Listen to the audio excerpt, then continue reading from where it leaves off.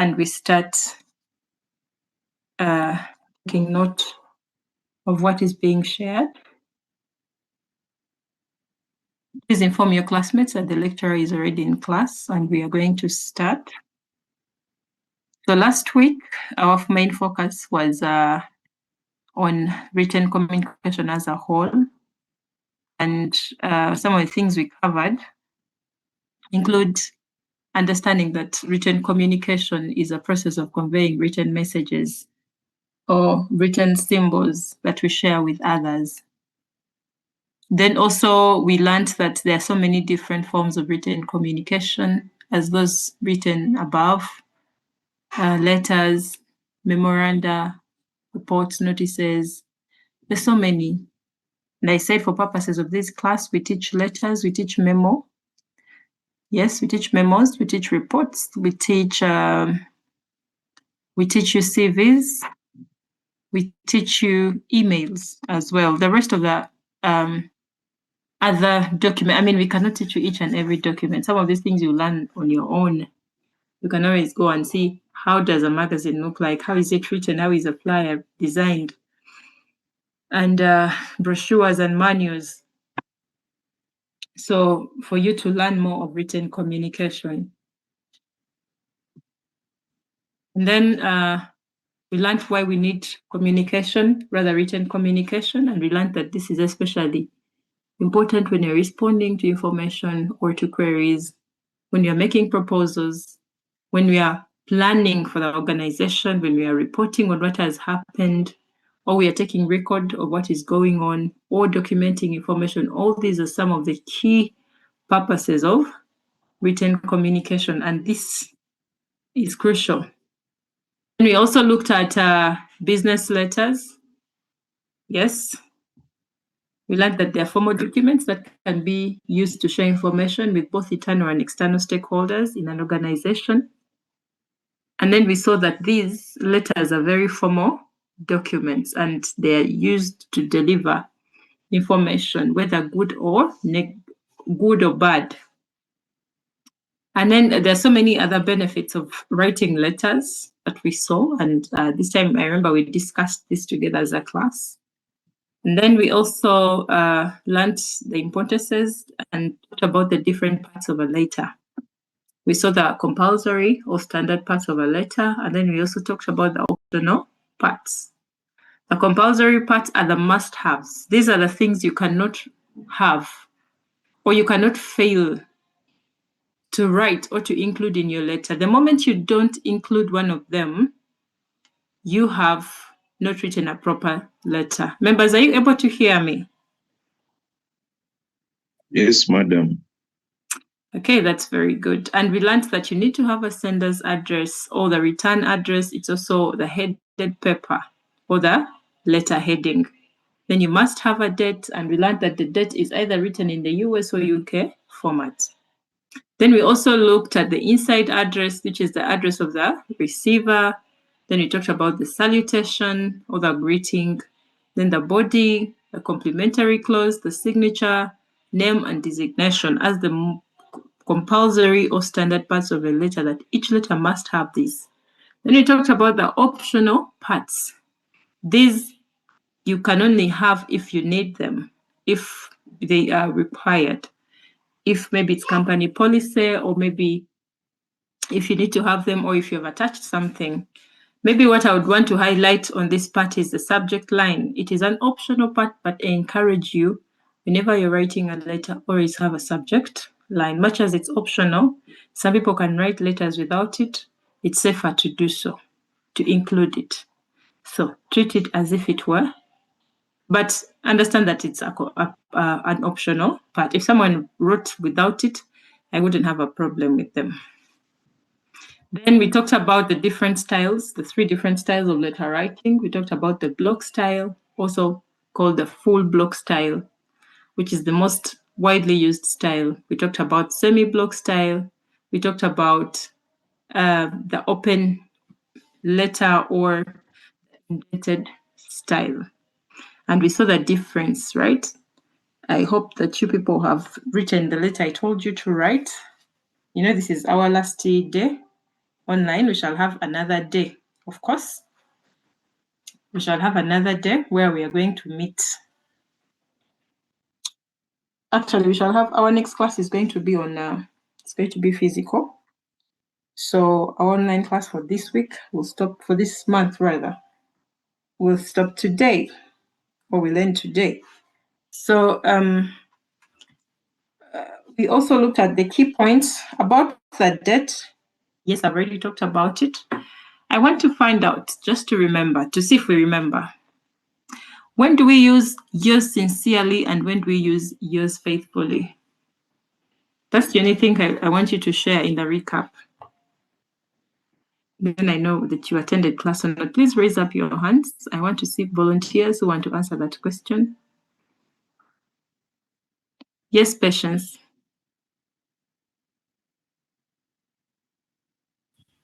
Good afternoon, madam. Good afternoon to you. So, about yours faithfully is when you say, dear sir or madam. Then, yours sincerely is when you know the person whom you're writing to. Okay, that's a good trial. Can we have another person?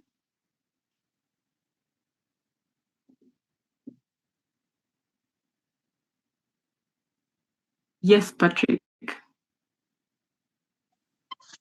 We use yours sincerely when we have used person's name, but yours faithfully when we have not used the name. And where is that name that we have used put in the letter? Ernest, do you want to add on to that? Thank you, Patrick. That is good. Ernest?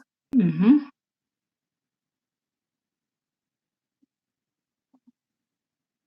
Mm-hmm. And where is it put in the letter as you're writing, in the body of the letter or in the structure of the letter?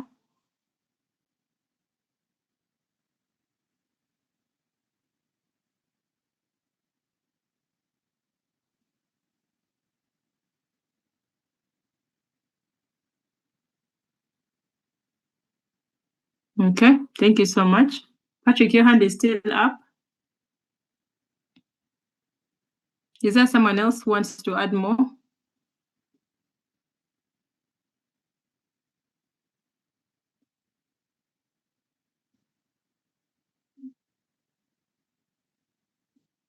Okay, maybe to add on to what has been shared. Yes, we use yours. Let me start with yours sincerely. It's not just about knowing the name of the recipient. Sometimes you actually know, but you don't use yours sincerely. For example, I know the name of the principal, but whenever I'm writing to the principal, I don't put his name. I simply put dear sir, right? And in the receiver's address, I put the principal, Macquarie University Business School, and the salutation, I put dear sir. So in such a case, you use yours faithfully. I know the name, but I don't use it. And I explain the reasoning behind this.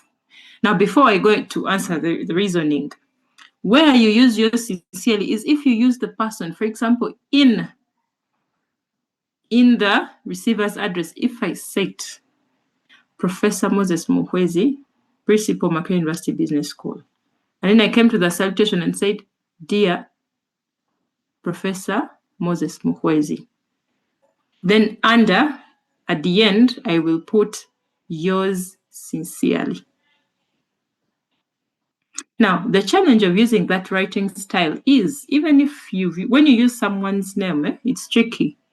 These offices we hold, public offices, do not belong to us forever. Anything can happen and someone is no longer in office. Maybe they can get a better job. You know, the government may choose to give this person another job and they start working somewhere else. So you find that they are no longer in the office of the principal. Now it's someone else. But if you use the names of that person, yes, someone may feel like the letter was actually addressed to this individual. The other person who may have come in may not actually want to read it, thinking that the letter was meant explicitly for another person. So you find them saying, well, the letter is addressed to Professor Moses Muhwezi, and I'm not that one. So they'll put it aside. And yet the letter is meant to be for that particular person, or rather someone in office there, even if it's not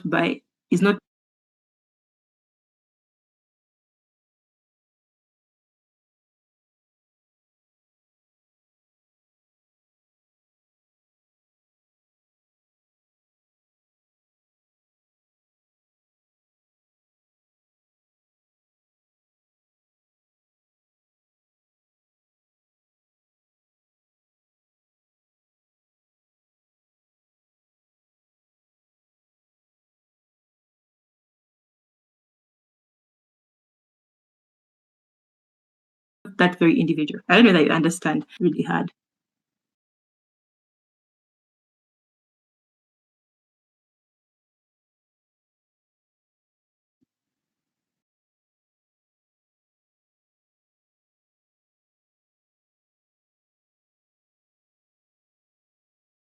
So members, that's when we use yours sincerely and yours faithfully.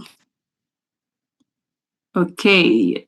So there's one thing, it's one thing to know someone's name and another to actually use it in the letter. Ernest, you want to ask a question before we start? I see your hand is raised. Go ahead.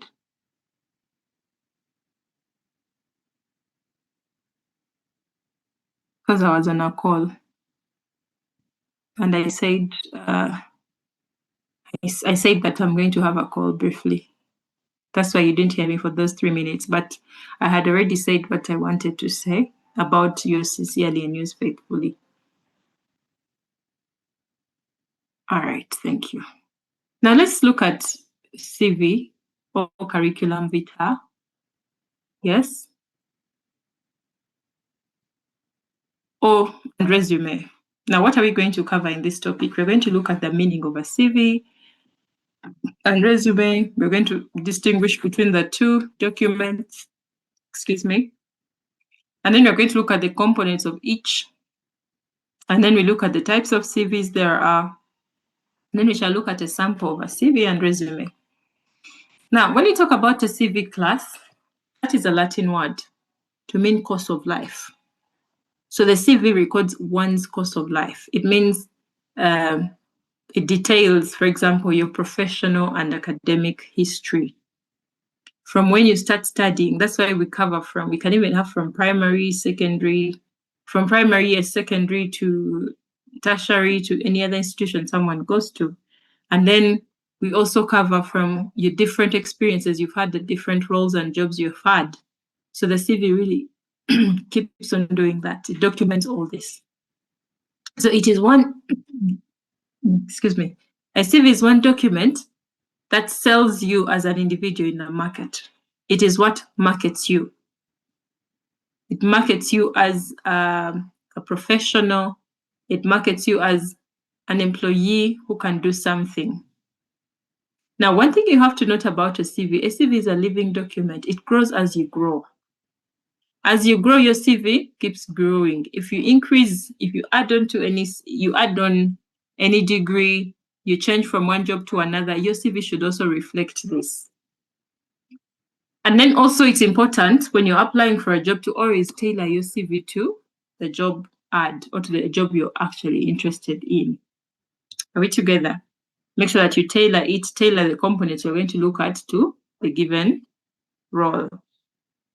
And a good CV should be between 1 to 2 pages. 3 pages is extreme. No one has the time to read through all that. Unless you're very, very experienced, maybe you're a professor. But even so, even them, we encourage them to have 2 to 3 pages at most. Now, the different types of CVs. We have 3 main types that I'm going to talk about this afternoon. Yes, we have a chronological CV, we have hybrid and functional. Now, starting from my left on, the chronological CV. Okay, Cho. Is it Felix? Okay, Cho, your hand is up. Yes, Professor. I wanted to to first confirm something before you continue. Mm-hmm. About the letter and the CV, you said a good CV should take like 2 pages, 3 pages. That's a lot.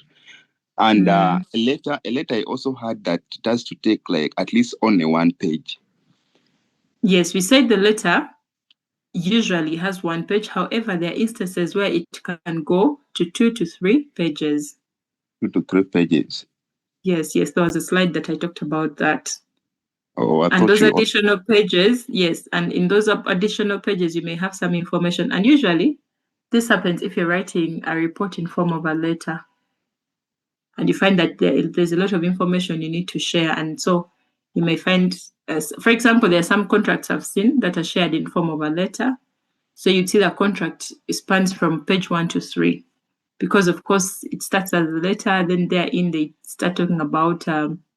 They explain the different terms and conditions and blah, blah, blah, and then somewhere to sign. And you find it can be 1 or 2 pages, rather 2 or 3 pages. You get it? Yeah, I get it. But for the recent coursework that we're supposed to present like very soon, there is a number that is, it concerns writing a letter and a CV. And one of the requirements for us, we have to at least meet 8 pages of the coursework. So are we supposed to force this CV and letter at least to meet the 8 pages? Or is that what was explicitly written in your question? Yes. Really? So what is the, of course, I don't want to go into the dynamics of answering your question for you. It's part of your coursework to be able to understand it. So because you're going to be examining your interpretation of the question, yes. Okay, so we should do what we can. Otherwise, every group is going to come and ask me their question and they want me to answer. But you can see me privately and then maybe I can guide. Okay, Professor, thank you. All right, so I was talking about a chronological CV. And this one is usually used for those who have standard positions like a manager, an MD, maybe a CEO. These ones have a longer CV. You'll find that even the job itself shows that they want someone with that level of experience, a lot of experience, because by the time you become a manager, you have already worked for a number of years or in even different areas. Then also, sometimes it's company culture, yes, that wants this kind of type. So they want you to have a traditional, yes, they want a chronological one. Then also, sometimes it can be a preference of your hiring manager of you or the recruiter who is advertising. They may say, we want this kind of CV. Then there's what we call a hybrid, has functions of a chronological and a functional CV, combines the two. So here you may find that the job requires strong experience, but also wants your strengths or your education level, or the level of different levels of education you've attained. So you may have to add both the functional element and the chronological experience from when you started up to where you are. Then here, you need to emphasize the relevant achievements in each of the roles. So you have a part called achievements or selected achievement. That section will come before the work experience for the hybrid CV. And then for the functional CV, which is what I'm going to teach you today, is normally, this one is common for entry-level jobs, people with little experience, graduate trainees, they could be administrative assistants. These ones who are just starting their career. But there's a certain role. There are some careers that, rather, jobs that have a time limit in terms of age limit. Yes. For example, when you think about us who are at MOOBS, we have ranks for lecturers. There's teaching assistant. The minimum age is, I think, 35. You should not come when you're above 35 and you want to become an assistant lecturer. And it's normally an entry-level position. So we expect that people who are going to come for that role are not so much, don't have a lot of education. Yes, a lot of education. So these ones are common. Then also sometimes the job itself may emphasize the need for a particular skill, a particular course you've attained. So here you will bring this first. Then sometimes it's a company culture that is more onto innovation, and maybe it's focused on making change. Then also it's also a good kind of CV if you're changing careers. Yes, you may have been in a bank for like 15 years and now you want to change from the bank to teaching. That is a career change or career switch. So there it's as if you're entering the other career afresh, much as you may have experience elsewhere. So here you may have this kind of functional CV. Now, let's talk about this CV, what you must have in a CV. And we shall also talk about those you may not have, but may depend on your profile, yes, or your level of education or anything you've attained. Now, the must-haves for all of us, regardless of whether you're at entry level, whether you have a lot of experience or not, you must have these things in your CV. The first thing is the contact information. There, we need to know your details in terms of phone number, email addresses, even LinkedIn, phone numbers. Yes. You may also have personal details that we may need. These ones, you may have, like, for example, your age or your date of birth. You may have your marital status included as you're applying for a role. Then we have what we call the profile or the professional objective. Sometimes it's also called career objective. This is a one paragraph that speaks about who you are professionally. Then we have an education background. This one speaks to the different levels of education you've attained, from the most recent to the last or the least, the one that you first got. From the most recent, that is what you're probably covering or you've just graduated from. If you've had a master's, you start with master's, then you go to, for your level, we start with bachelor's. Bachelor's, then we go to USCE, then we go to UCE, PLE. Unless someone has had a diploma somewhere, then we can have bachelor's diploma then. Yes, and then we have work experience. Yes, that is the different companies you've worked for and the different roles you've had in that particular company. What job title did you have? What tasks, responsibilities did you do or did you take part in? Because this is what tells the employer or the recruiter what you are capable of doing, what you have done before. Then you also need to look at the skills, the technical skills and soft skills. The technical skills are those hard skills you need for a particular job.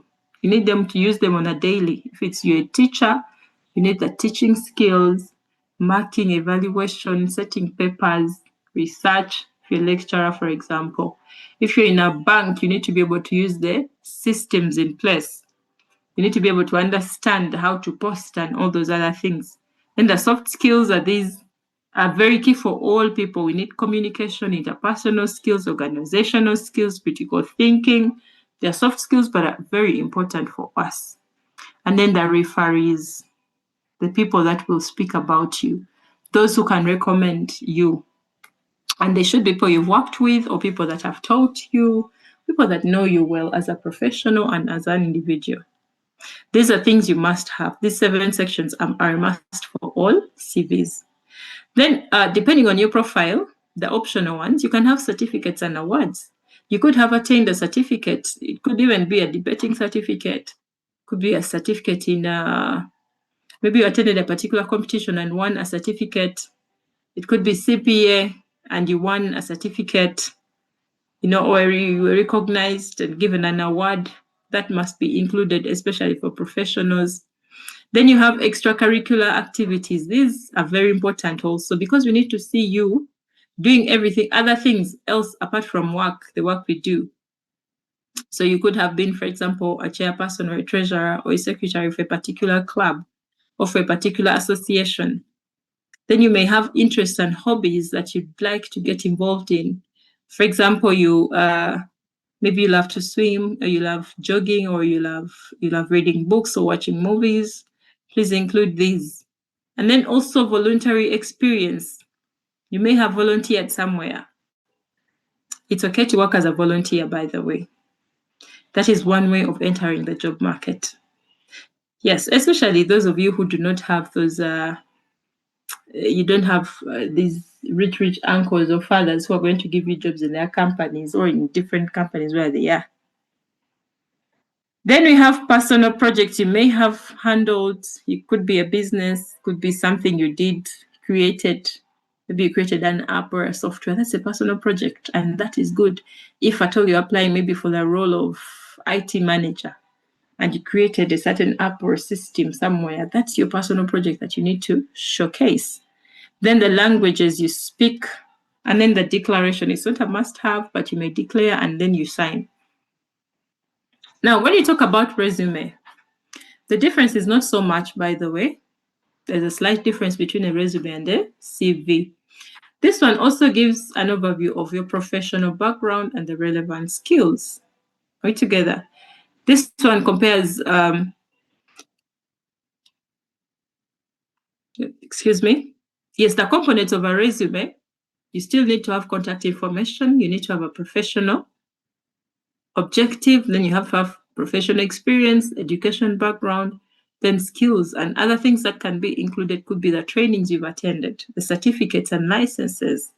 Yes, some trainings are very crucial. If, for example, you're an HR person and you've attended the training on HR policy and maybe recruitment and analysis training, that adds to your knowledge and you may add it. Professors also may talk about different trainings they attend in research and grant writing and project implementation trainings. These ones they can show, especially in resumes. And then also certificates you've attained, you've been recognized somewhere or awarded something for having maybe done something. Then you may have a license. Yes, some professions require that you have a license. Accountants also are given licenses by ISPAL. Is it ISPAL or ISPAL? It gives them a license that shows that they are certified accountants in Uganda and they're allowed to practice as accountants. Yes, once you default by, okay, not default, but if you, for example, take a bribe or do something that is unscrupulous, your license can be revoked and they cancel and you're no longer allowed to practice accountancy elsewhere in the world. This applies for lawyers, it applies for doctors too. So these ones may include this in your resume. So notice that a resume is mostly for people who are very experienced. We don't see things such as hobbies coming in, extracurricular activities. No, it's mostly about the professional background and the relevant skills. That's what they need in your resume, not so much about personal things. That's it about CVs. But before I conclude on this, I want to share with you CV and we review it together and see how you can draft your own CV. Okay.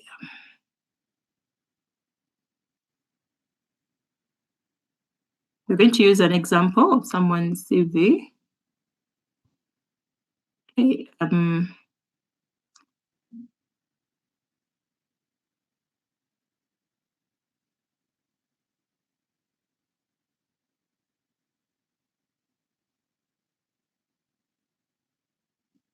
Can you all see my screen? Class, can you see my screen? Very good. Yes, so this is a CV. Yes, Claire. Excuse me, madam. Mm. If I'm applying, is it a must to provide both a CV and a resume? No, it's not a must. I You provide see, one of them. yes, most cases the advert you see tells you share your CVs, share your resume. But for purposes of you who are at entry level, I encourage to have CVs. That's what I Thank you, encourage madam. you. You're welcome.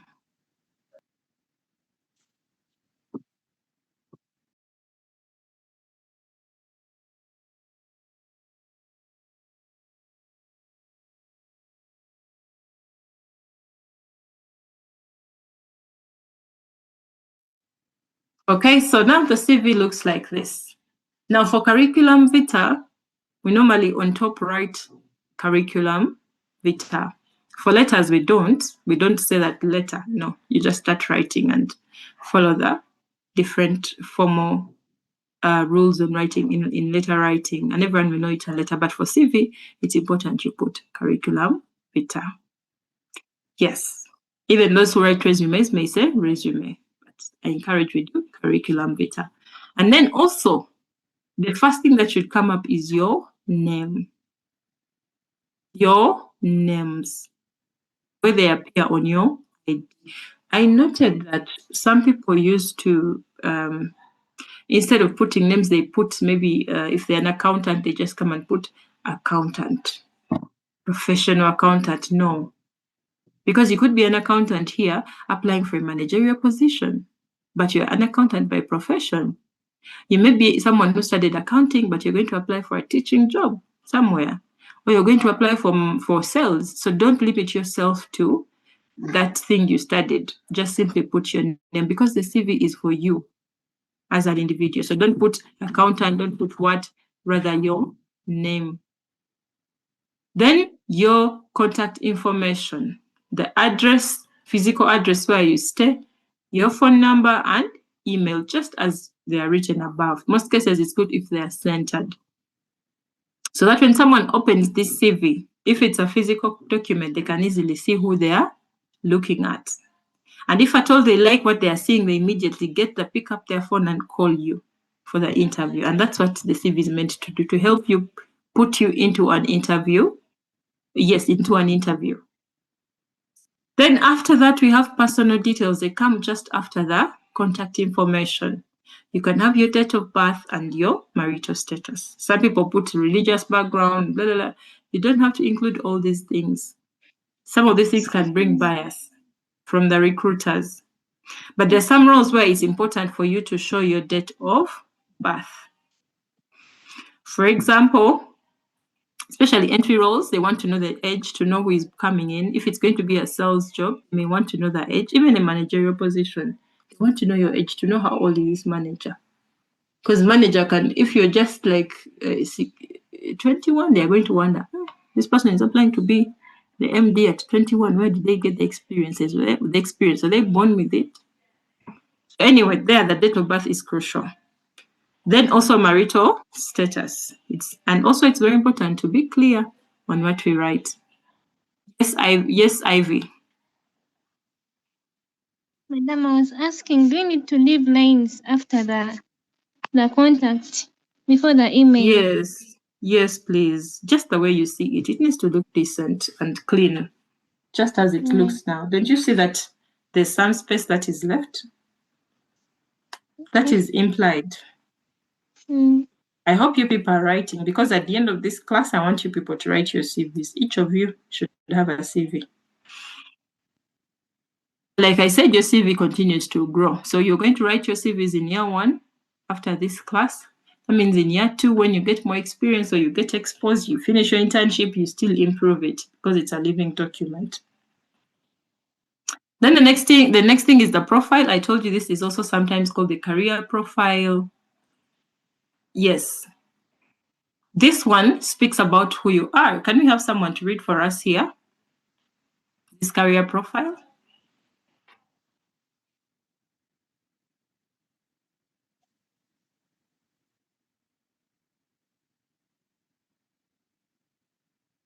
Can we have someone to read for us? Who wants to read? Good Can I read, afternoon, madam? madam. I'm going to take you through the career profile. Human resources graduate with internship experience. Jemima, you can continue. Thank you very much. Human resources graduate with internship experience in training and compensation benefits. Strong analytical skills, trustworthy, highly motivated and hardworking person with a high sense of duty and loyalty, both professionally and privately. Extremely flexible and can easily adapt to the surroundings without compromising with any of my principles and responsibilities. Thank you, madam. First pause there. So notice one thing about this. This was someone who had just graduated by then. So their role or what they have currently at that level when they wrote that CV, it was they were human resource graduates with internship experience. And in that particular activity, which was training and compensation benefit. So you people are BCom students, you know? So yours would be different. It will not come up like this. This is just for learning purposes. If someone is a BBA or someone is a procurement person, theirs is going to be reading procurement. So you people are BCom, but you're going to major. Some of you are going to be in sales, some of you are going to be marketing, others you're going to be in finance graduate. You get it? So this can come through your career profile. You know, maybe let's say an accounting student or graduate with internship experience in, I don't know what you're going to do for your internship, but whatever it is, but you know what accountants do.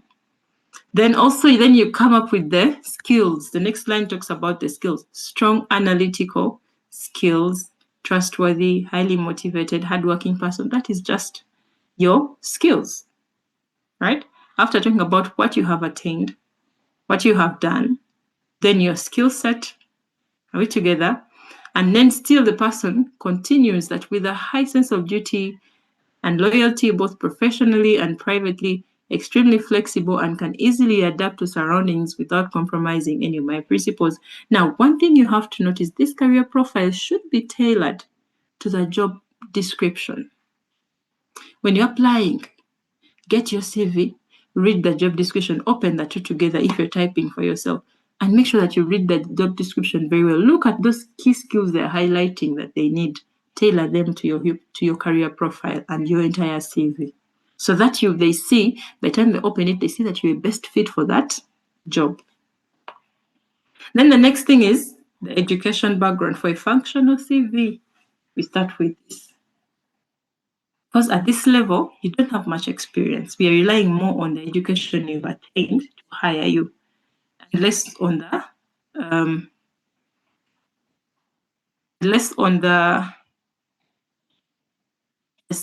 the experience.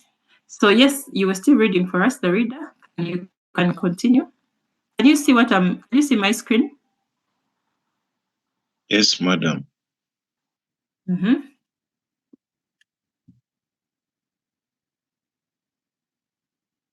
Where is our reader? She has disappeared. I'm back, sorry. Mm-hmm. Education, 2003 to 2006. Makerere University Business School, Kampala. Bachelor's degree in Human Resource Management. 2001 to 2002, Trinity College Nabingo. Wakiso, Uganda Advanced Certificate of Education. 1997 to 2000, Gayaza High School, Kampala. Uganda Certificate of Education. 1990 to 1996, Mary Hill Primary School, Mbarara, Primary Living Examination. Thank you. So for the education, you see, for the education background, you need to have 1, the period, 2, the institution. You can even put its address where it is located, and then the award. When you go for your bachelor's degree, the award is the degree itself. For senior 6, the award is the UACE certificate. Same applies to Form 4, it is UCE, and then primary, it's PLE certificate. Now, what you have to note is, for people who have attained higher or more other levels of education, you don't need to add your PLE. I rarely see CVs with PLE inclusive, though we know that by the time you have UCE and UACE, we know that you've gone to primary PLE. You may find someone else studied in an international school and they didn't study in the Ugandan, following the Ugandan curriculum. So these two, they too need to tell us the period and the institution where they went to, its location, even if they studied in the UK, wherever it is, and then what award did they put. Are we together? And then if you had a master's, for example, if this person had added a master's, the master's would come first. And then there's someone who asked me in the morning when I was teaching that What if I'm currently studying, like you people? You see where they, now for you people, if this was your CV, you would put from when you started, 2000, when was it, 2025, 2025 to date. Instead of putting a particular year, you put to date because you are continuing and you hope to finish 2020. Is it 2028 when people hope to graduate? It's not far. 2028. So you can't put 2028 because we are not yet there. You just simply say to date. Okay, now going to the experience. How does the experience look like and how do you take note, write it? Yes, our reader, you can come through. Read the first one. Experience, November 2006 to date, Malago Hospital Complex. Compensation intern, responsibilities and achievements. Analyze compensation figures for the midwife division, benchmarking each position with salary survey, statistics, and industry research. Created an advanced database in Microsoft Access to track compensation figures for newly created Mwana Mujimo Infants Division, comparing planned salaries with industry salary surveys. Produced and checked all the hospital salary increase letters following the performance review cycle, resulting in 100% accuracy and on-time delivery of letters while maintaining complete data confidentiality. October 2005 to November 2006. You can actually stop there. Okay. You can stop there because the format is the same. I just want us to see the format. Thank you. So you see, for the experience, still we start with the time. So as and when they wrote this CV, the person that was from November 2006 to date, this person worked at Mulago Complex. So you have to put the time and the institution. We need to know so that you don't bring non-existent institutions to lie. You get it? Then you give us the role, what you did. She was an intern. And then take note of responsibilities and achievements. You want to see what you did and what you achieved in these roles.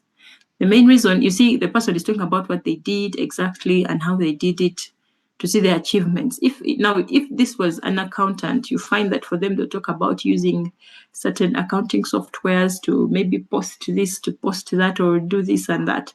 If it's a salesperson, the responsibilities will be much of meeting clients, sharing this, closing deals.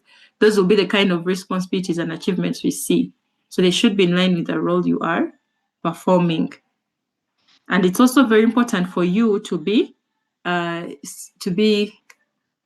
concrete when it comes to your achievements. You see, she said, resulting in 100% accuracy and on-time delivery of letters. Yes, the person is trying to be concrete to show that, yes, this is because of what I did. I ended up having 100% accuracy with no errors. And this is what recruiters are interested in. And this was internship experience. So your internship experience is key. And I advise you, start looking for internship now so that you get a good place where you're going to learn. Some places, people there to sit and be there to sit and what? Just tick a box that I did internship. And yet it is supposed to be for learning purposes. Go somewhere where you're going to actually get your hands into the work and learn. So, yes, when you write about the previous job you had, you show when you started that job and when you finished it, where it was, and the role you played, or the job title you had. And then the next thing is roles and responsibilities. If you're not, this person also had experience as a waitress and hostess. This may not be in line with being an HR person if she's applying for an HR role, but it's still very important. Why? While they were waitresses or hostesses in a particular restaurant called Nando's, this person was able to meet customers, talk to them, serve them, receipt. So the different activities you do may be very important. You could be working in a shop currently, And you even if it's a retail shop where you're measuring sugar, but you talk to clients and you learn customer care, you quantify, you handle money. You could be working as a cashier somewhere. And this is where I encourage all my students, if you have an opportunity to work somewhere, even if it's your parents' home, if it's their farm, it's their shop, ask mommy, daddy, I want to be part of this. Allow me to work so that you gain experience and learn how businesses run. Are we together? And this experience can be put on your CV, and it can be the reason why you can get employed. It's your parents that own a shop. Be part of that shop. Don't leave it to them and say, me, I went to Makerere University Business School. I should be in an office. No, who tells you that? You can even be a waitress. And me who is hiring, I may need someone who's going to be at the front desk, or I need someone who's going to handle clients. I know someone who has been in a restaurant has been in a high pressure place. So immediately after this, the next thing is the skills. You can have both hard skills and soft skills, and you include them. And also it's good, you don't have to over explain as it is. You find this is really long, you may have just one line explanation to maybe elaborate on the skill. Yes. Then the next part, which is extracurricular activities, as handled in your school.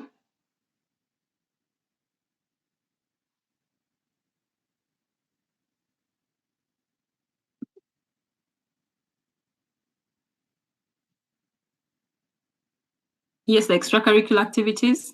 This person maybe belong to a particular club, a particular maybe leadership position in the guild or something. These are very important. It's important for you to add, even if it's an association where you acted as a secretary, please get involved in these extracurricular activities. It's very crucial. Then your interests or hobbies, what you like to do in your free time. Do you love reading? You should have something because they want to see you outside work. Are you a real person? Then the languages you speak. This is important to add. Some jobs may say in the ad, they may say we want that, for example, Kiswahili proficiency is an added advantage. So if you speak Swahili, please utilize this part. It's not a must-have, but it's good. If you're applying and they want French speakers and you do, even if they don't want, but you see that the environment may require this part, you add that language. It can be the reason why you're hired. And then lastly are the referees or the referees. These are the people who are going to be called to find out whether so-and-so was really working in that position that he says she was, or to find out whether this person went to that particular school. So most cases, your referees, it's good to put people who you've worked with, your lecturers who taught you, you may have peers who were in that particular company you worked for. It's important you put those people in that particular place. You see, when this person talked about someone in their church.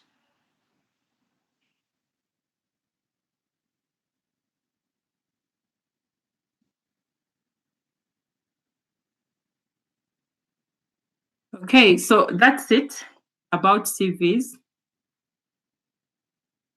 So if you're interested in having a declaration, you can put it immediately after the referees. You put declaration, I, so and so, affirm or confirm that this CV is mine, blah, blah, blah, blah. It's not a must-have, but it's okay to have it if you so wish. Now, as I conclude on this, when you're writing CVs and you're putting referees, avoid putting people that do not know you. You could have worked, for example, in Bank of Uganda as an intern, and then you put the governor Bank of Uganda just because you used to meet him at lunchtime and greet him. This person, you may have seen him, but he doesn't know you well. Put people who know you, people who work closely with you, people they're going to call, even if they call them in their sleep and they say your name, this person will remember you. Are we together? Someone is saying, excuse me, madam, can we put our profile pictures, the CVs? No, don't. You only put it for resumes. A resume, yes, that one can allow. Those who have resumes usually put a profile. Not just any profile pic, by the way, WhatsApp, because some of your profile pics are really funny. You have to put a professional picture. if it is CV which brings out to you, it's not a must. You may be applying for a job and then someone refuses to give you because of how you smiled in the picture. So those ones can bring bias. It's for just if you can avoid it, don't. For CVs, no, we don't even put. But for resumes, yes, I've seen some resumes with pictures. Any other question as we go on to the next subject or the next course out, rather the next subtopic? Madam, I wanted you just to explain for me something about the chronological CV. It said company culture leans towards traditional and operates under a mantra. If ain't broke, don't fix it.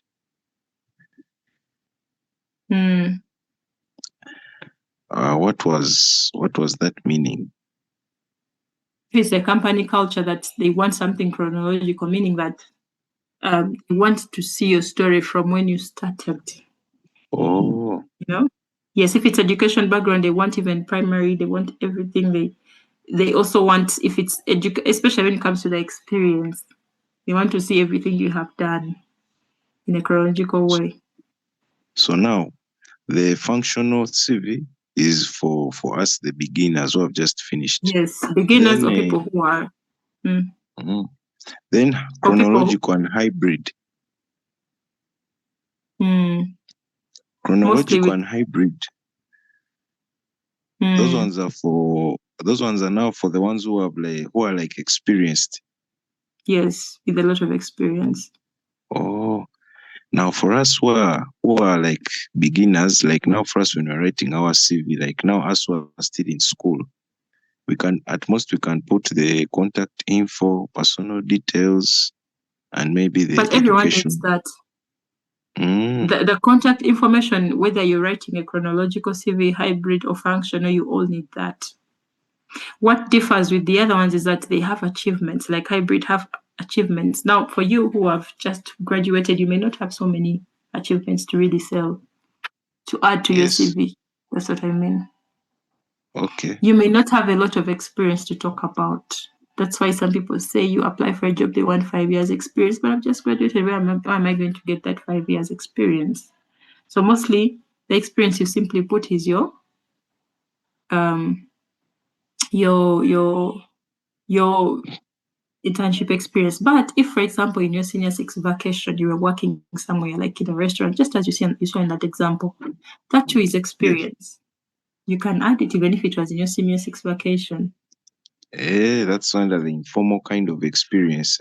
Yes, even if right now you're working in a shop or you work in a restaurant, whatever you do, it's still work and it's countable. And yes, there's a lot of achievements you could have there.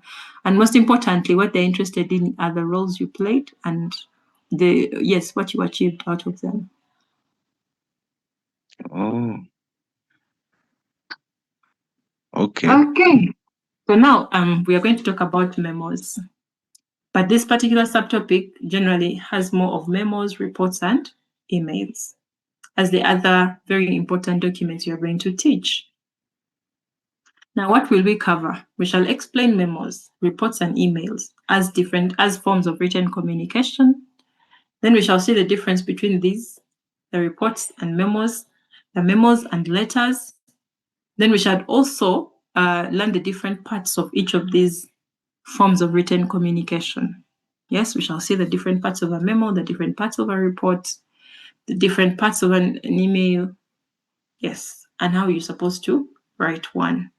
A standard report. How do you write a standard report? How do you write a standard email? How do you write a standard memo? Now, for purposes of the next 1 hour we have together, we're going to look at memos. Memos are also called memorandum or memoranda. Now, this is not the memorandum you hear in law. It's different. This is a document. Now, we're going to see the different purposes of a memo. This one is something we're going to discuss together with you. Then we shall talk about the characteristics of a memo that distinguish it from other documents. Then we shall also look at the different types of a memo. Then we're going to talk about the components, that is the general format or structure of a memo.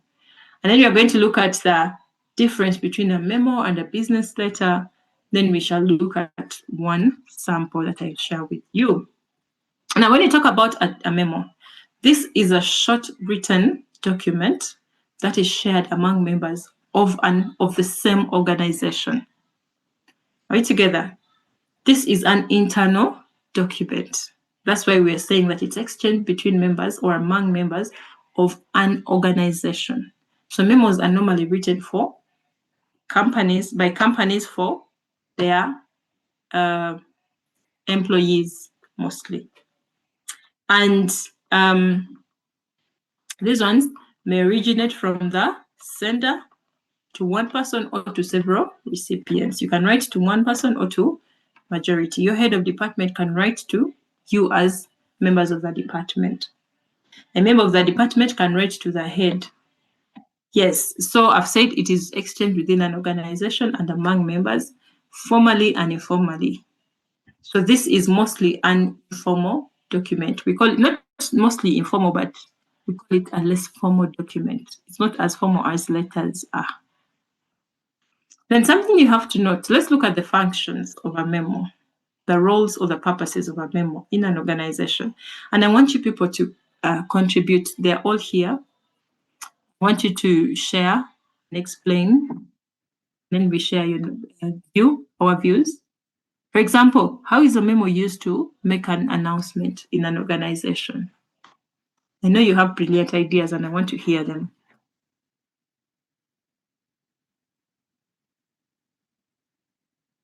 Yes? How do you think is a memo used to share?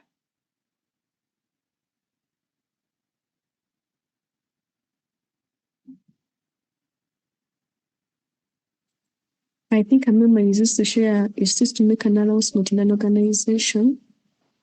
In the management or the supervisor is announcing of a certain competition or any competition that can lead to an increase in an allowance or a salary, they can pass through a memo to make that announcement that there is a competition, this and this, and the person who works best will get an allowance or an achievement. I think they can pass through that could be an announcement. True. That is true. Thank you, Claire. Any other example?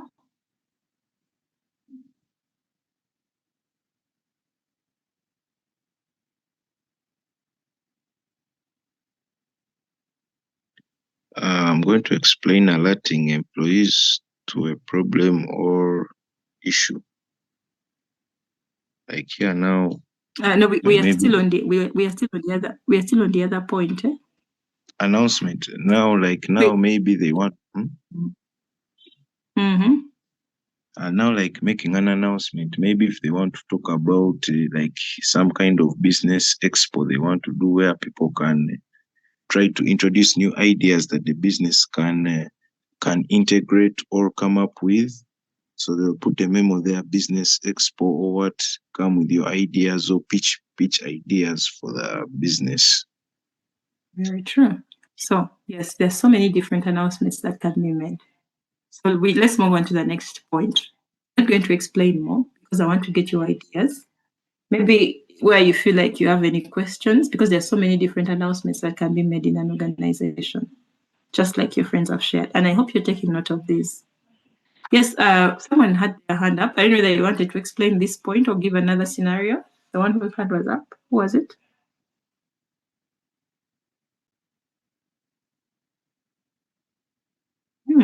I didn't see. That was up. It was you, Nora? Yes. Yes, you can I speak to us. I think our course leader usually writes memos to announce probably change of lecture time, things like that in our group. Okay, thank you. Okay, the next thing is providing instructions. How can this be done?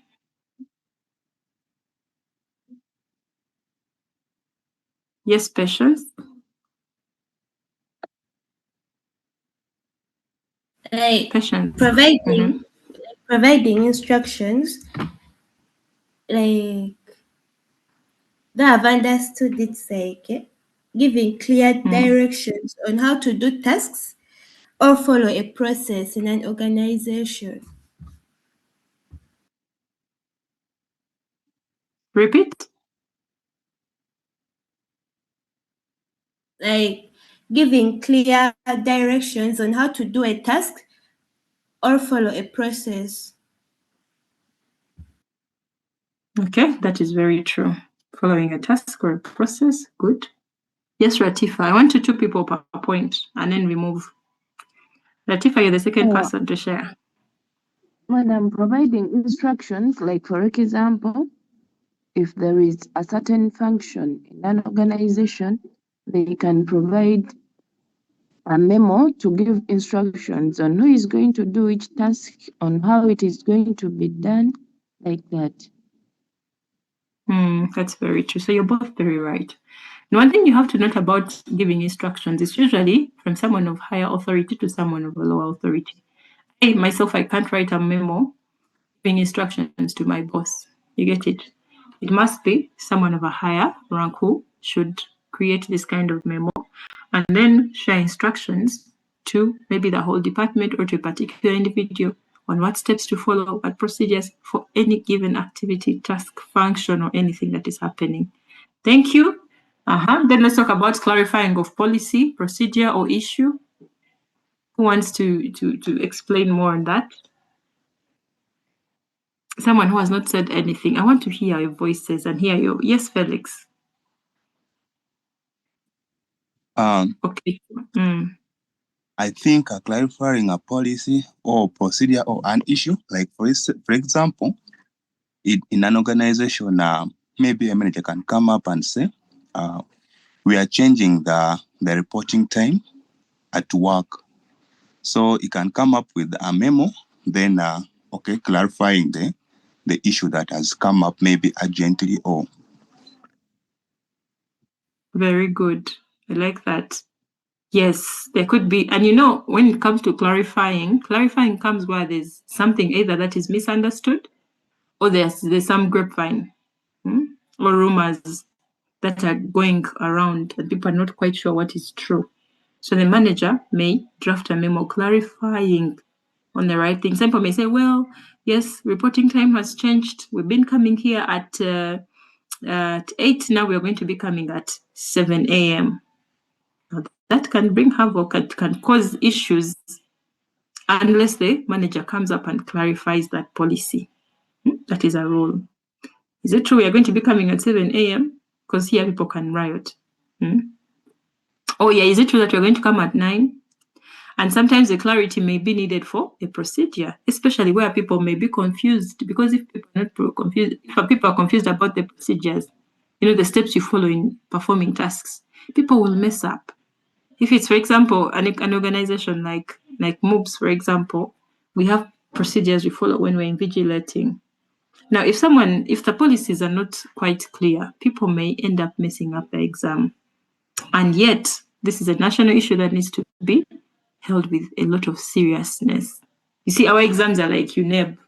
We do it ourselves. That's why you see, in UNEB, any small thing that happens, it's even announced on the radio. But you know what? These students started there in this particular school, missed their paper because of this policy. So that is something you need to clarify. It's very important. Could be any other issue. Thank you. Thank you so much for elaborating that. Now let's talk about changing a policy or procedure in an organization. Who wants to talk about that?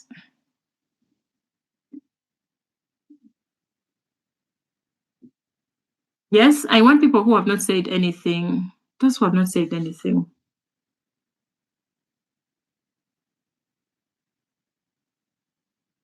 Those who have not said anything. Okay, Ratifa, you can help us. Oh, before Ratifa, Subi, Shakira, let's start with Subi. Okay, I wanted to say maybe when they are trying to hello. Hello, yes, we can hear you.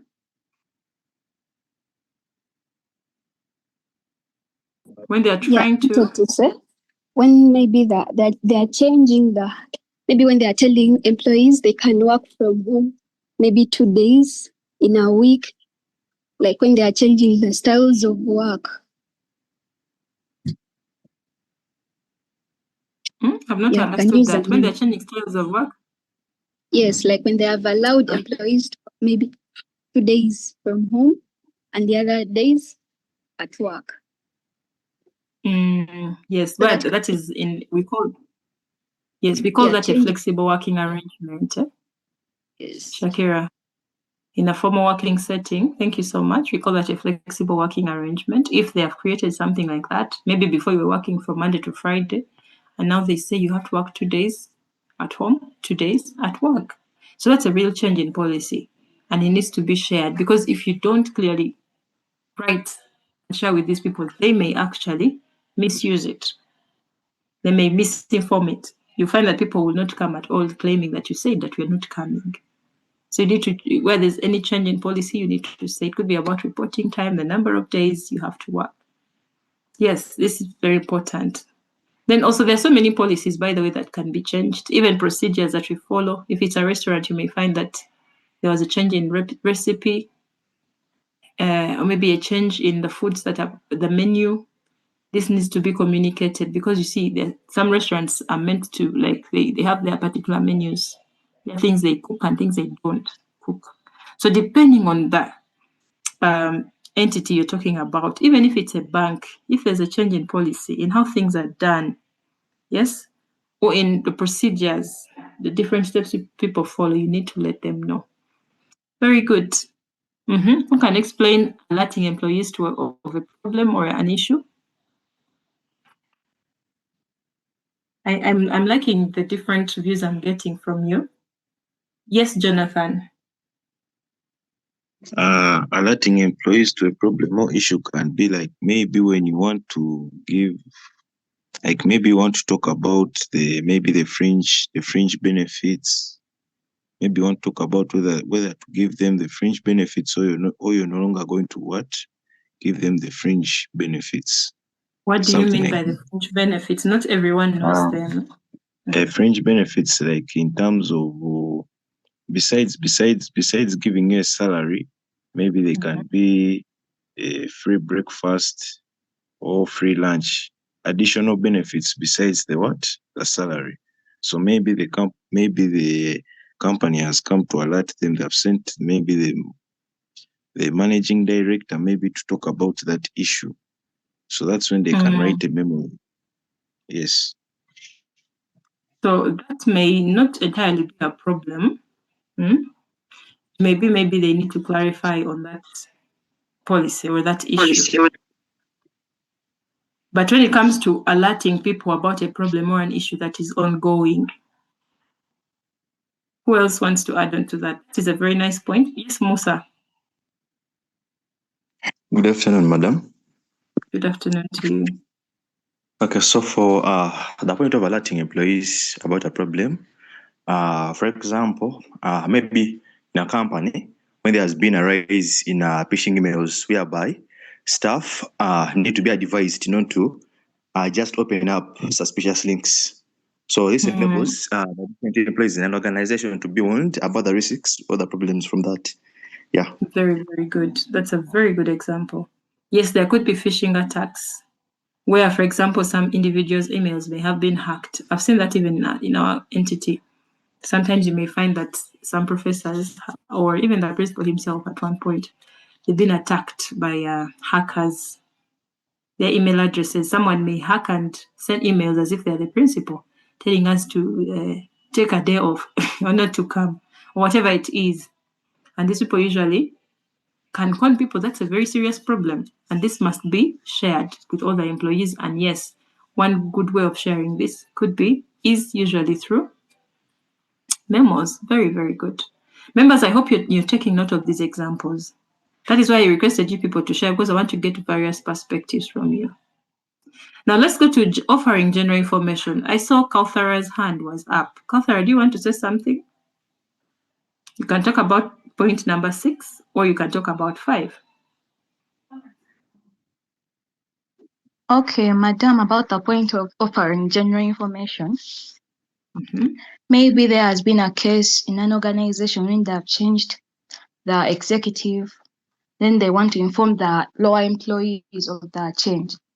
So maybe they might put up a memo informing them about the change.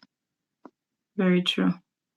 Yes, it could be, with general information, it can even be general information about, you see, when COVID came in, different companies had to write memos before they even decided to stay home, to let people know about COVID-19 or whatever is happening.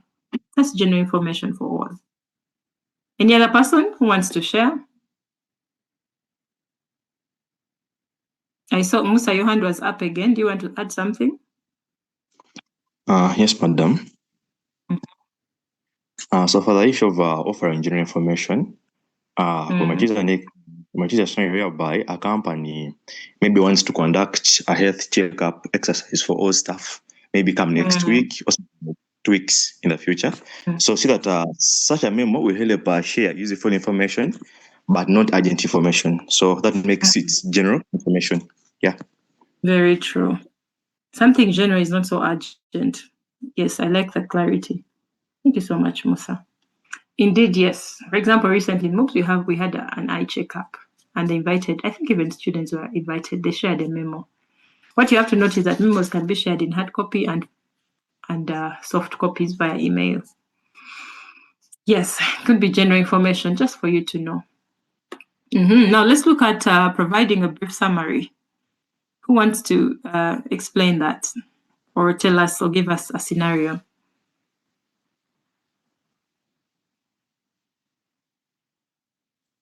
I think You first raise your hand so that we all have an organized way of handling this.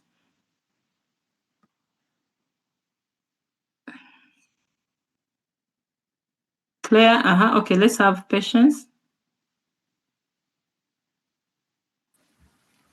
Like providing a brief summary, it gives a short version of a report or meeting or a document. And what could that report be about, for example?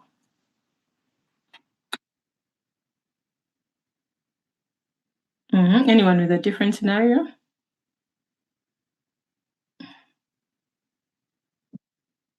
Yes, Jonathan.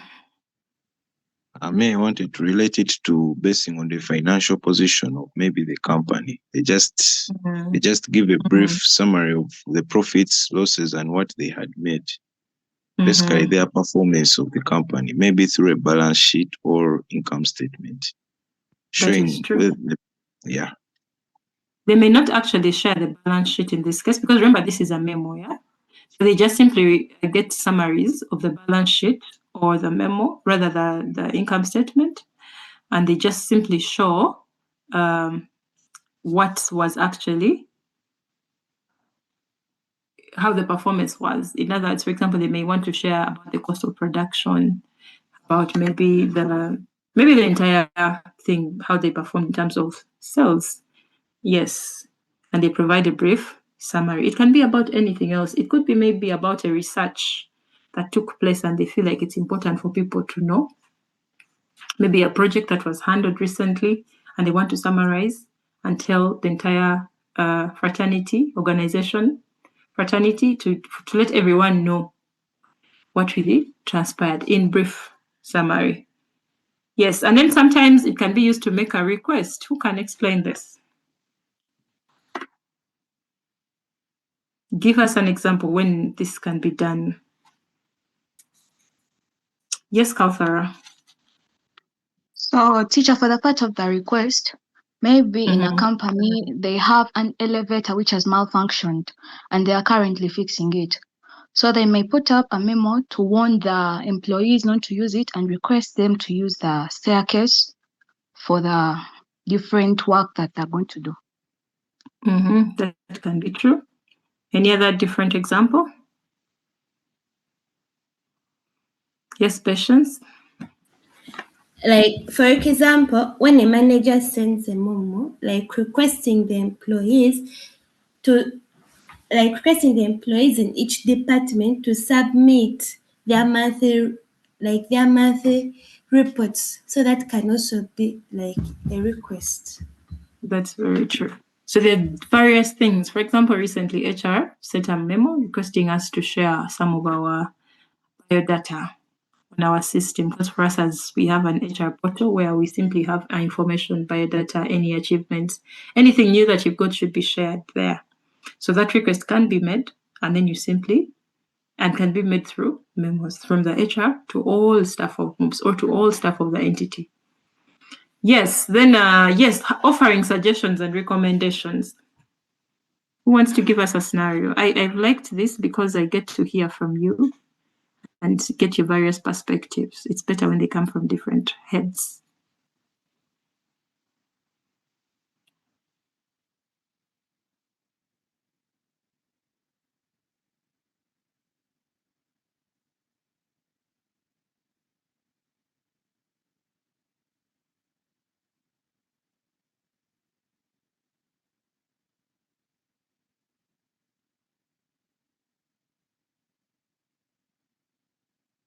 Yes, Jonathan? Maybe a company like maybe let's say for example Bidico, maybe it has faced problems with the delivering services to its customers. So you offer suggestions on how they can become more efficient or how they can better deliver their products to their customers. So you offer what suggestions? And who can give suggestions in this case?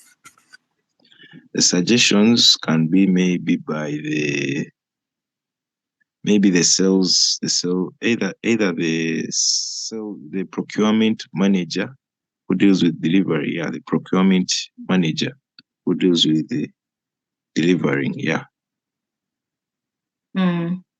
Yes, while it's true that memos are mostly written by people of high authority, there are instances where suggestions or memos can come from people of lower authority. So in this case, another employee who may not be a manager can as well do it. Write a memo suggesting to the manager what can be done to resolve the matter. And you can even sometimes, where there's open door policy in an organization, you can write your memo and send it to your top boss. If, for example, you talk to your manager and he's not taking up the idea, you immediately write the memo to the boss and share. That's true. Then also providing a record of an important matter. Yes, for example, there's a matter one of you has shared, maybe where the top management has changed, especially if the leader, for example, we've got another replacement, maybe the person got a different role, was hired somewhere else, and so there's need to get another manager, or we've got another manager. So the memo can be written by HR, alerting people that yes, we've gotten a new manager. And they may want to have that on record, and they share it to others through memo. Then also it could be confirming an outcome. Could be an outcome of maybe voting, where you had elections. In different entities, you may have elections of different staff, different heads, different maybe committee chairpersons, and there you may need to send confirmation to the members of the entity, sharing information to show them, yes, this is what transpired and the votes came this way and this particular individual has gone through or not. Then sometimes it could be to call for a meeting. This is the most obvious, right? Maybe a departmental meeting where you want people to attend. So you write a memo and invite people to attend. You may even want to, yes, thank you. Those who have shared in the chat, I've seen your messages. That's really good. Now let's look at the types of emails. Now I want you to pay more than the usual attention here on the types of emails, because sometimes people confuse these. The first one is a directive email. A directive is given by someone of a high authority to someone of lower authority, instructing them or telling them what they must do, commanding them, telling them what they must do. So a directive memo generally will bring a policy, a rule. These are things you don't bargain with. Once the top manager has decided, or the topmost person has decided, or the committee or the board has decided, it is that. So they may write a directive memo instructing people or telling people what they need to do about maybe a policy or a rule or a procedure that they want these people to follow. Your manager can write a directive memo instructing everyone to take up or do something. So there you don't bargain that and say, yeah, I don't want this. Oh, no, you just do. It's a directive. It could be a change in policy. For example, someone shared, we say that we've changed the working days. We want to have a flexible working arrangement where we have some people work from home while others work from here. That is also possible. During COVID-19, there were so many directives that had to be shared. They were shared by government, and then when they were shared with different institutions, they also had to instruct their employees, one, to wear masks. Two, they had to follow standard operating procedures altogether. Then they also had to stay home. So some of us had to stay home, teach online. In fact, online studying became so serious after COVID. In the past, we used to have e-learning, but we never used it because students didn't want, lecturers didn't want. But because of COVID, we definitely had to go back online, teach online, give students exams online, and assess them while online. Then also we have a response memo. Now this one is generally meant to provide the audience with desired information or the required information. So here, for example, people may be having an issue and they wonder what, maybe they may have put in their request. Let's say staff want to have salary increments, or maybe they want some of those benefits that Jonathan was talking about. Maybe they want them to be improved, or maybe they want management to review their safety policies. Now, when there's such an issue, management may choose to write a response memo to all staff, giving them information on what they are doing about maybe the safety, about the working condition, about the health system. It could be about health insurance. People may be demanding for health insurance. By the way, in the response memo, it doesn't necessarily mean that everything has to be positive. Some of the information may actually be negative, telling you that we do not have money as of now to finance this. Or sometimes it could be that management is working towards this. Give us time. It can be any other way, as long as you're giving the desired information. And how is it structured? It has to have a purpose. The purpose is generally to show why this memo was written. So you'll find that, especially at the beginning on the subject, you see what we call a subject line. This subject line will say that the purpose of this memo is to maybe clarify on the matter of health, or maybe health insurance or safety. Yes, they're giving a response and it comes out clearly. Then they may give a summary. This summary may detail, or maybe a brief summary of what has been transpiring, where this stemmed from, why people need this. And then the discussion explaining what has been done, the different steps, and maybe what they hope to do. They may include so many things. And then in the actions, they may give recommendations. They may show what they're actually doing, what employees need to do. That's why they encourage people to come back to work and say that, yes, management is working on this area and we hope to have this by this period. Or they may even tell people we are going to have meetings where we are going to discuss this further. That will be in a response memo. Then you have a trip. Now, note that the first two memos are written by people of higher authority. Usually, it's rare where I've seen people of lower authority responding to their bosses through memos. Normally, if it's your boss, you may want to respond through a letter because it's more formal. But then management can use a memo. Then now let's talk about a trip report memo. I've introduced a new word, report memo, meaning there are some reports. Rather, there are some, reports that are written in form of a memo. Now, a trip report memo is usually sent to a supervisor by an employee who has come from maybe a trip, a business trip, or a business venture. For example, my boss may have sent me to go to Mbara campus, maybe to carry out a survey on how members or staff are teaching there, on how they are marking, on how they do it. Now, the moment I come back, I need to give my trip report memo So I may not want to write a whole report. I just want to write as a memo. So its structure will have the purpose, the summary, discussion, and action. Then also we may have a field report memo. Now this one is different from the trip. The trip is just for a particular business venture. A field report memo, this one is used on inspection and procedures of different activities. Someone may have gone to carry out an inspection, maybe of a certain site that a company may be interested in procuring.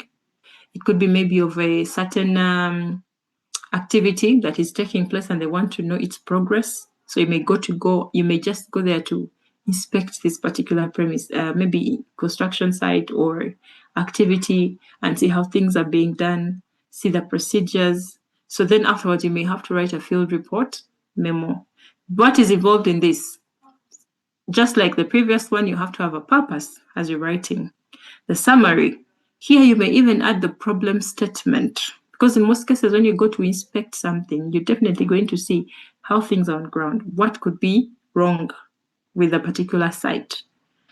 Yes, then you may show the methods you used. You may have used observation. You may have interviewed some people, yes, as part of the methods of getting the information. Then also the results of your methods you used. After maybe interviewing people or after asking a few questions, you got certain responses. After analyzing them, you put them in the results, then you make conclusions, and then from those conclusions, you base on that to come up with recommendations on how to maybe ensure quick progress of a particular site or of a particular activity. Sometimes these field reports can be done, for example, with insurance companies. You know, insurance companies take on other people's problems. For example, if you insured your warehouse with, let's say, Jubilee, and then you insure your warehouse got burnt. So it gets fire, there's a fire outbreak and things get spoiled and blah, blah, blah.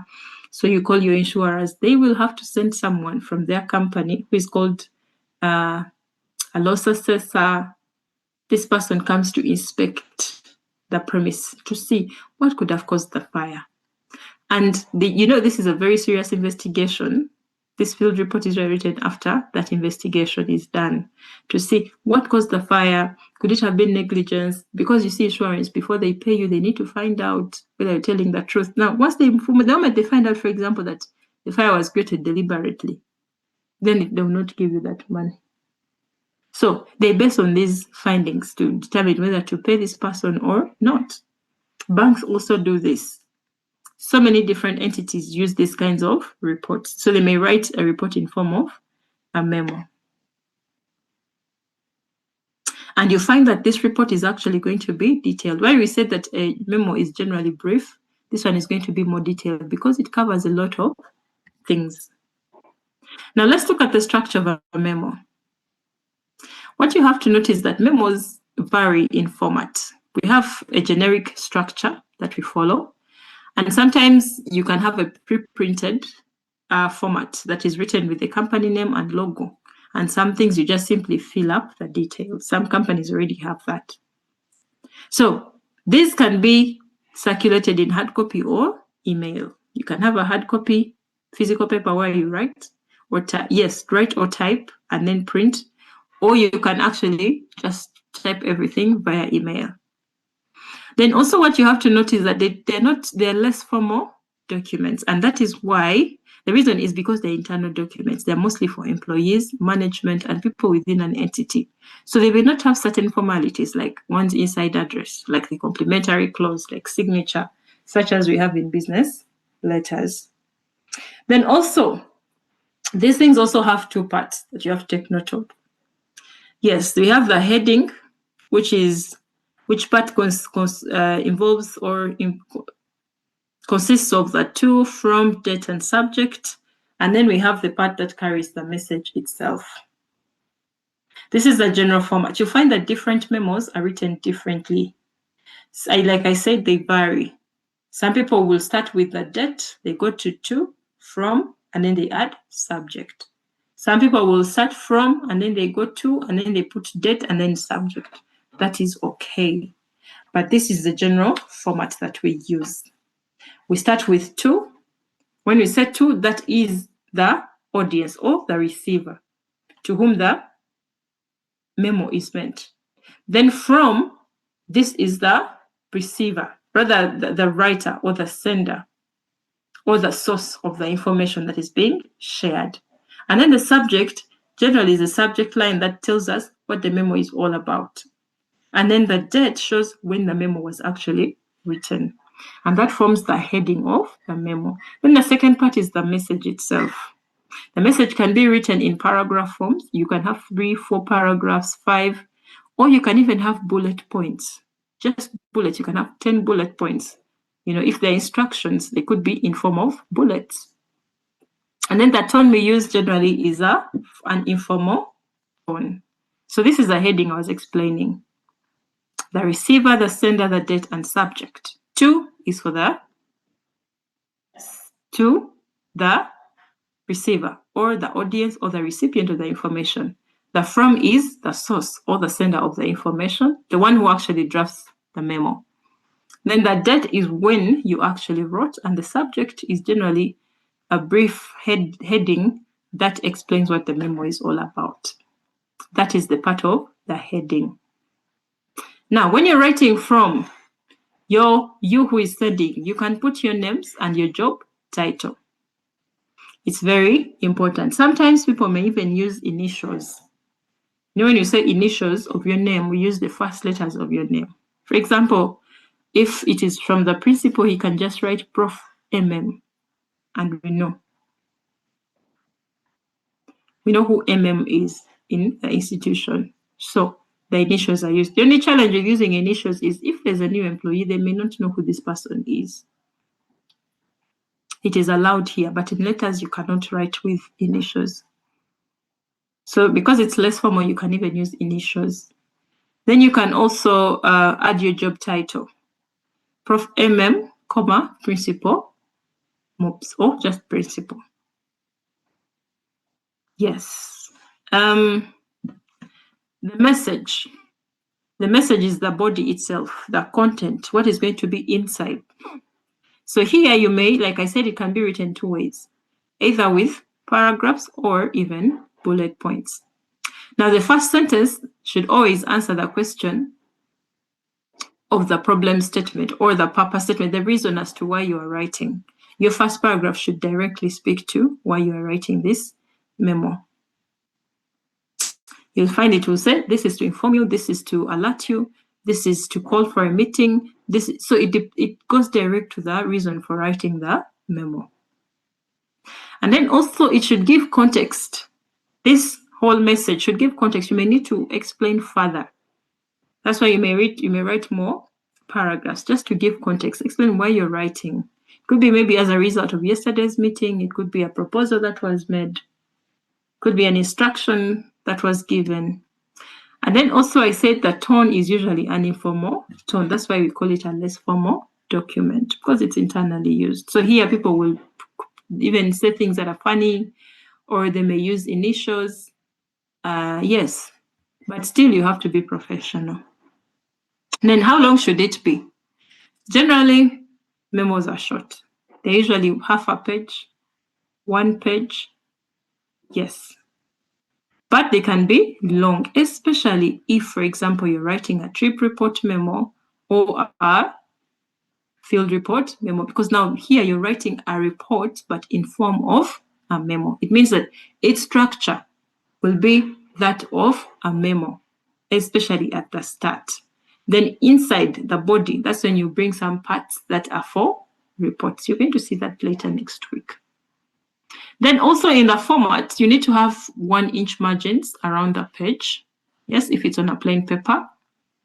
And then also for it, when we are writing, all the lines begin on the left. We don't have those things of, some things starting from the right. No. Everything starts from the left. Everything is left. Yes. You may need to leave spaces between paragraphs. Then also, yes, especially if you have a long body, so that you can clearly help people to understand that these are different thoughts. And yes, a memo can be signed with your signature. You can just simply put your name and not sign. That is allowed. You can even just put your initials. for a memo. Now let's look at a sample of a memo. Anyway, before we go to the sample, let me talk about the format. One thing you have to notice that just like all other documents you're going to write, make sure that the information is direct to the point. Yes, don't beat around the bush for all formal documents. Then also, if you're writing a longer memo, then you may need to divide it into 3 parts, where the information is going to be more like for 1.5 page or 2 pages, or even 1 page. You may have an introduction where you tell readers what the issue is, what the policy is about, or why you're writing. Are we together? Then in the discussion, you state why the problem exists, what procedures you're talking about, who will be affected, why, what are the necessary resources that we need, give time, give the dates, the time, the locations, and costs.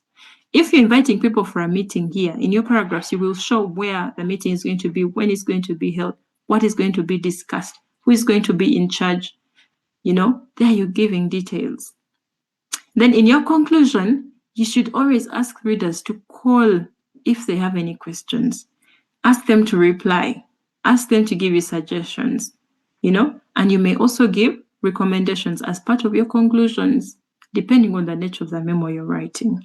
If it was about a problem, you may give recommendations to help people safeguard themselves from this particular problem. If it's, for example, a phishing attack, you may give recommendations, for example, tell people to get firewalls, or you tell them to be careful not to use public laptops or public internet that could usually, where that hackers can usually use. You can tell them to change to a safer, maybe to change their pins, So this can be part of your conclusion, depending on what you are writing about.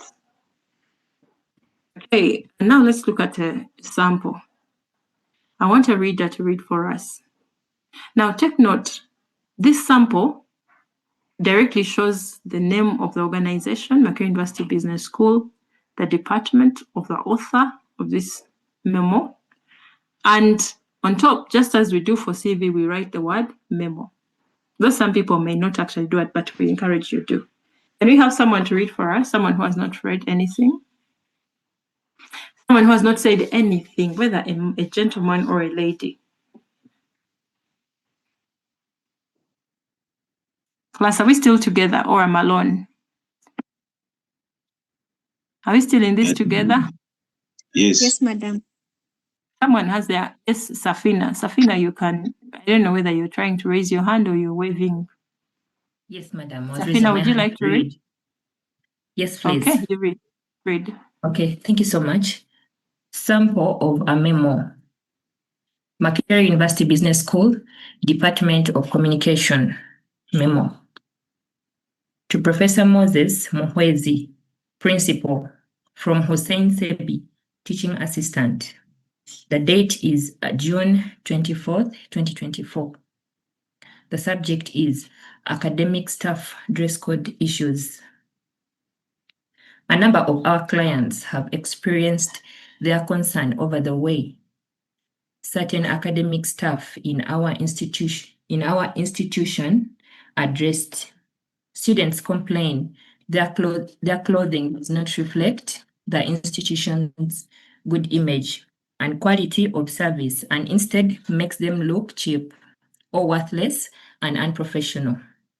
In my opinion, it is necessary for us as MOBs to establish and enforce a dress code for all our employees. Some of the items that can no longer be considered appropriate are excessively shapeless.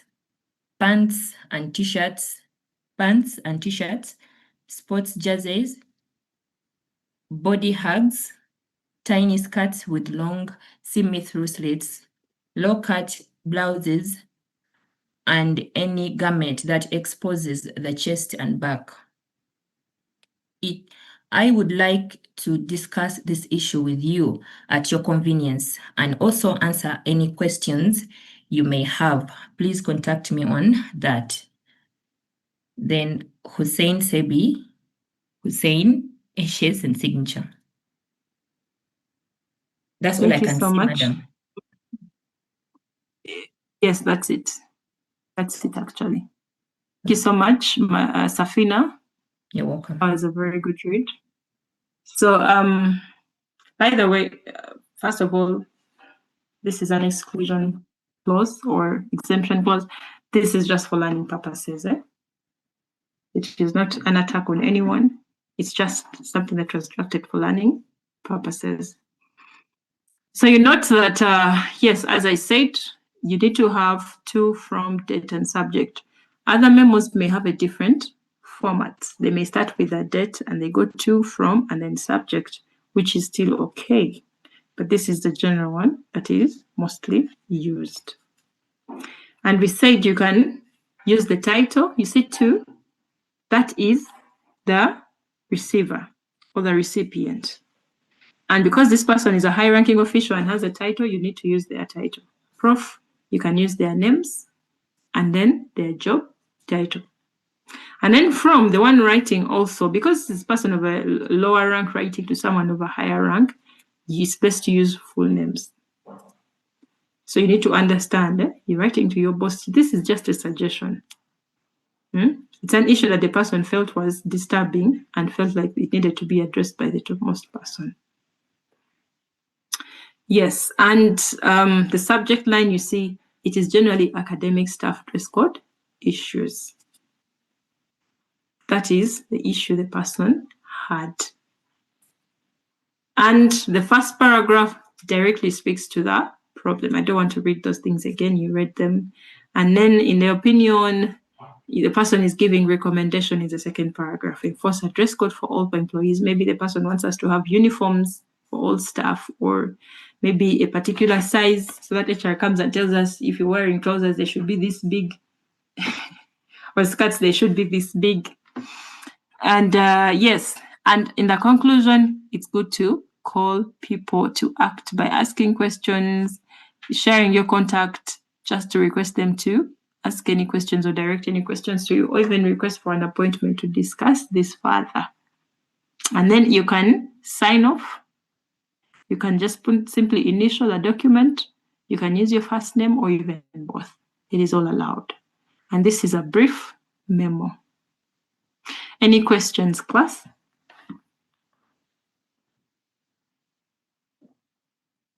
Do you have any questions?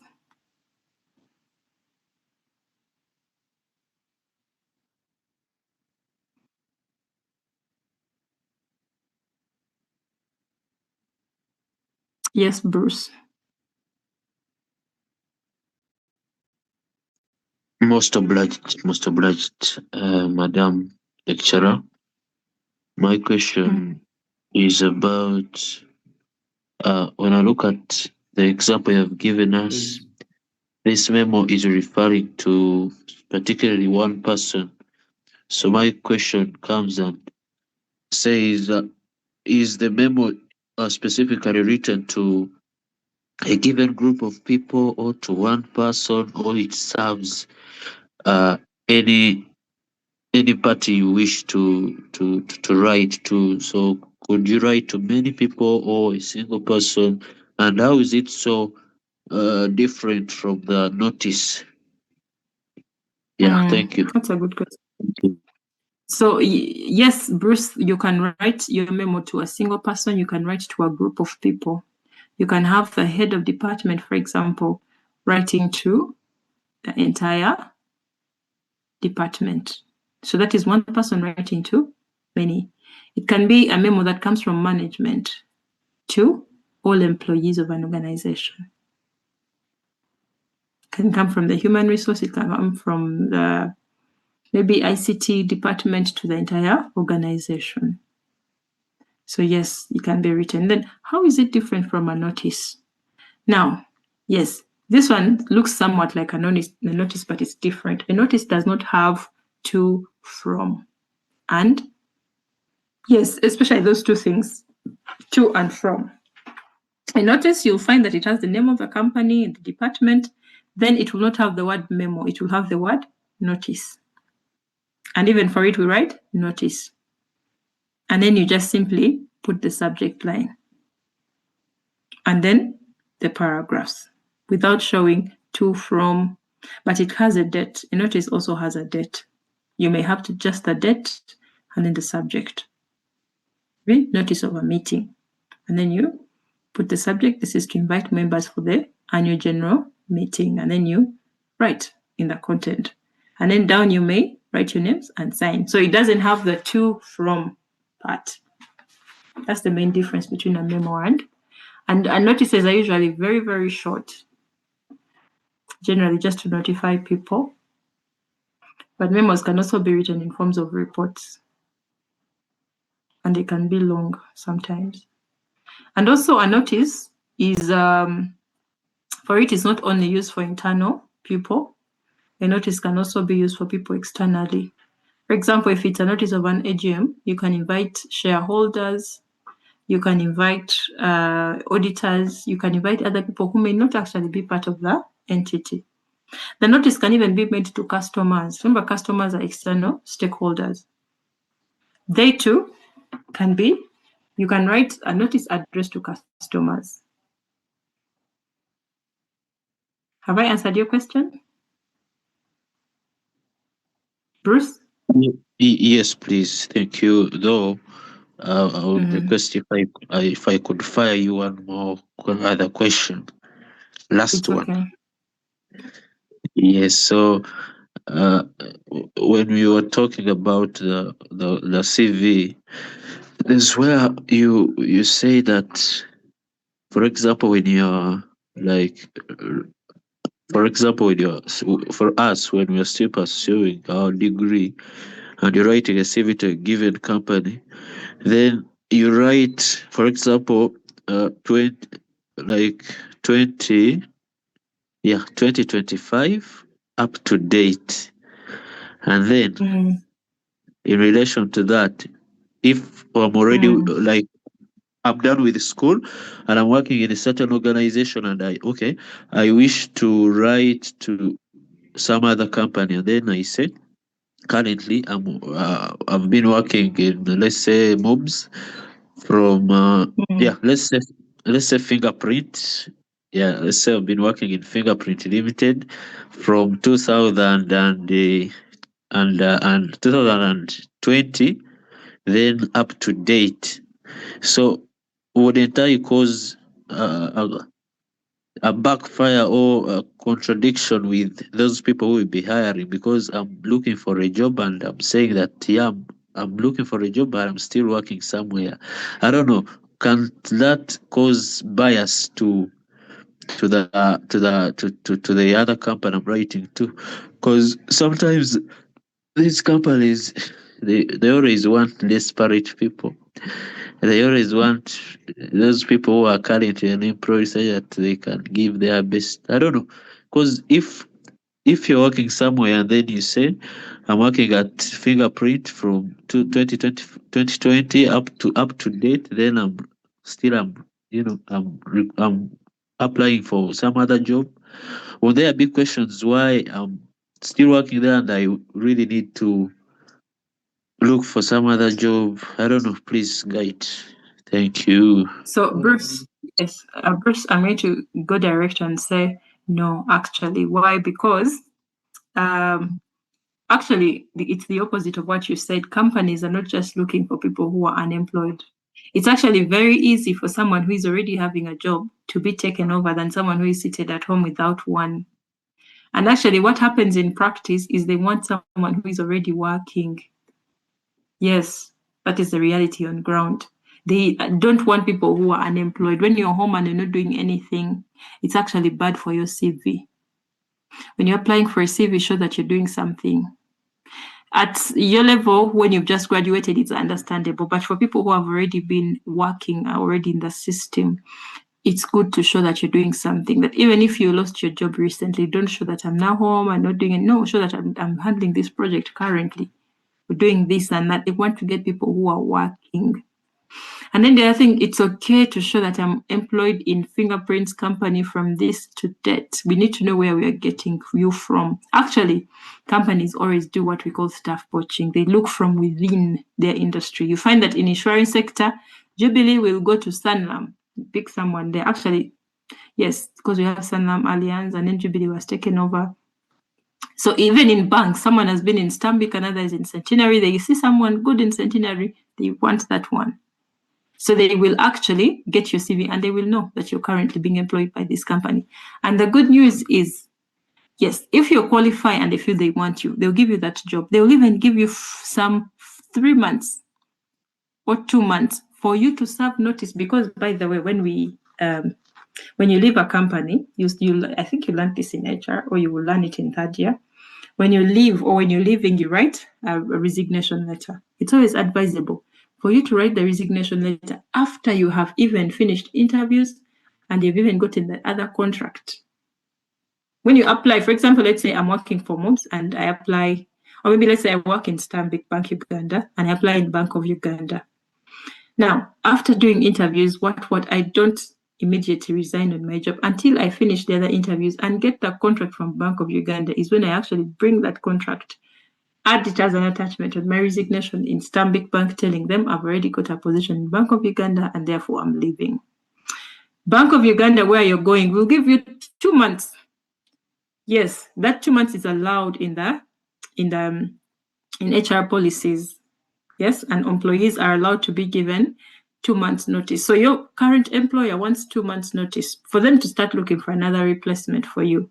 So even the other side, they're okay. They will give you the job and wait for you to finish to serve your 2 months notice period. And then afterwards you go and start working. So it is allowed. It is okay. It is an employee right to move from one entity to another. So therefore it is highly encouraged. Does that answer your question, Bruce?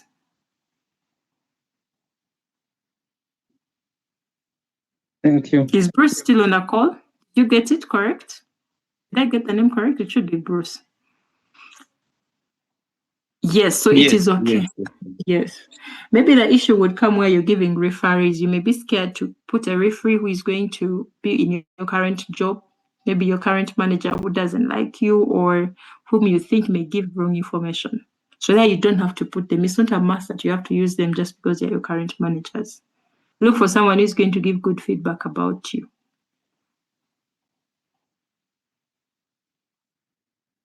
Is that okay? All right. Thank you so much for those beautiful questions. Thank you for being a very good audience. And it's already time for the next class. I wish you all the best for the next class. Thank you, Madam.